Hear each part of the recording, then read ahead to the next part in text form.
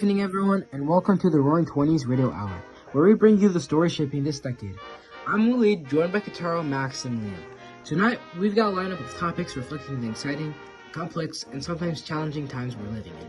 Let's start with something I think captures a lot about the progress and perseverance in America: Negro League Baseball. If you're a fan of the game, you've probably heard of it by now. The Negro National League was founded in 1920 by Rob Foster. It is giving some of the country's best athletes a chance to showcase their skills.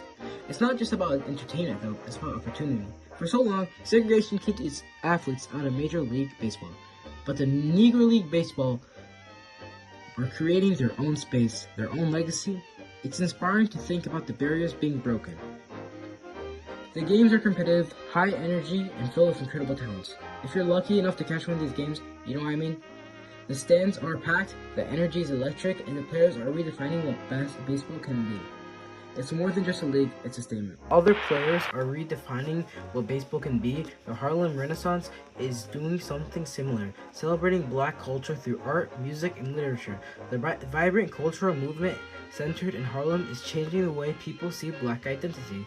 Showcasing the richness of the African American life, artists like Langston Hughes and Duke Ellington are leading the charge, inspiring a generation to embrace their heritage and pride and push for a new culture era. With that, I'll pass things over to Kataro. Thanks, Waleed. That's a great story about sports and progress.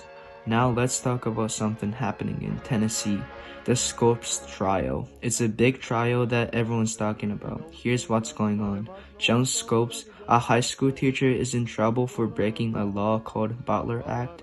This law says it's against the rules to teach evolution in public schools.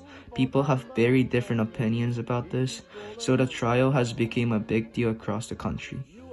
On one side, there's a Clarence Darrow, a famous lawyer defending Joan Scopes.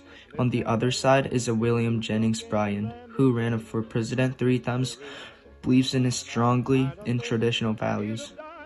This trial isn't just about Joan Scopes, it's about a fight between science and religion. Old ideas and new ones. No matter what happens, this trial will make people think about what schools should teach and how beliefs fit in a changing world. This is just the start of such a bigger discussion. Let's hear it from Max. Thanks, Kataro. Those are some heavy topics. Let's switch gears up to something a little lighter. I'm talking about Kool-Aid, the drink that's been making life just a bit sweeter. A few years ago, Edwin Perkins came up with this powered drink mix, and let me tell you, it's brilliant. It's easy to make, all you need is water and a little sugar, and it's affordable too. That's a big deal for families who want something tasty without spending a lot. The flavors are bright and fun, and the packets are flying off the store shelves. It's not just for kids either. People of all ages are enjoying it. There's something about a glass of Kool-Aid on a warm afternoon that feels just right. It's the kind of thing that makes you think this is the future. This little invention might seem simple, but it's part of a bigger story about how innovation is making everyday life better. Speaking of innovation, I think Liam has one more gadget to share that's changing the way we live. Take it away, Liam. Thanks, Max. If Kool-Aid is revolutionizing drinks, then the toaster is revolutionizing breakfasts. Imagine this: perfectly toasted bread in just a few minutes, with no more standing over a stove or worrying about burning it. This invention has been around for a little while, but it's really starting to catch on now.